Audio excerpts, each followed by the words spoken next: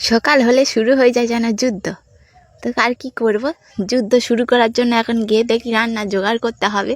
তা ফ্রিজ খুলে দেখি অনেক রকমের সবজি পড়ে আছে, সে আর এক রকমের না, বিভিন্ন রকমের সবজি পড়ে আছে, সব অল্প অল্প করে। তা আমরা দুটো মানুষ, ওই অল্প অল্প রান্না করলে দেখি হয়ে যাবে। কর্তা বলে আজকে বাজারে যেতে পারবো নি, ঘরে যা আছে গুড়িয়ে গাড়িয়ে আগে সবজিগুলো সব শেষ করবে, তারপর যাব আমি বাজার করতে। কারণ তুমি না হলে খুব সবজি নষ্ট করো। বলো দিনি আমি নাকি সবজি নষ্ট করি?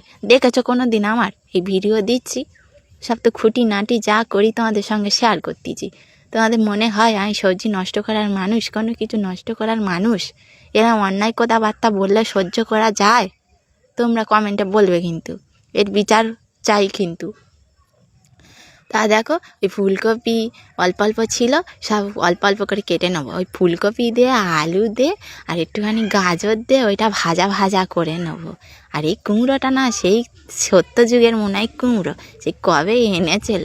সে অল্প অল্প করে খেয়ে খেয়ে 1 কিলো কুমড়োর লোক আনে।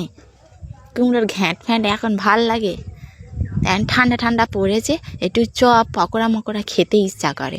ওই জন্য বলি একটু কুমড়োটা সাবার করে দিই আজকের, বলে মাথায় বুদ্ধি খাটিয়ে। আর অনেকটা পচে পচে গেছে, অল্প একটুখানি ও নিয়ে আর কী করবো, সেই জন্য কী করেছি, ওর একদম সাবার করে দেবো ভেবেছি।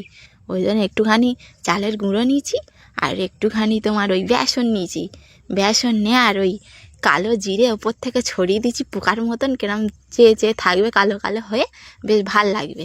তো ওই একটুখানি ছড়িয়ে দিচ্ছি, দিয়ে একটু লঙ্কা গুঁড়ো, একটু হলদি গুঁড়ো আর একটুখানি লবণ দিয়ে আর ভালো করে মেখে নিয়ে, আর ব্যাটারটা ভালো করে ফেটে নিচ্ছি, নিয়ে আর ওই ভাজা করব।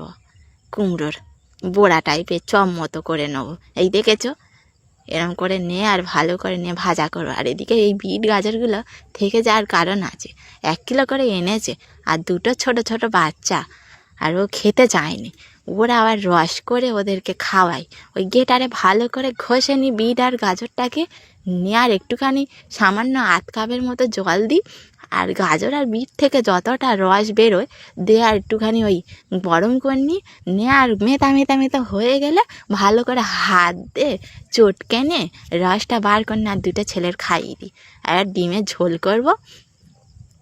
আর বাঁধাকপি বলতে কেন, ফুলকপি, আলু আর গাজর ভাজা, বিট ভাজা করেছি, আর ওদিকে ওই চপ বানিয়েছি, আর এদিকে এই ডিমের ঝোল। তোমরা কে কোথায় থেকে ভিডিওটা দেখতেছো কমেন্ট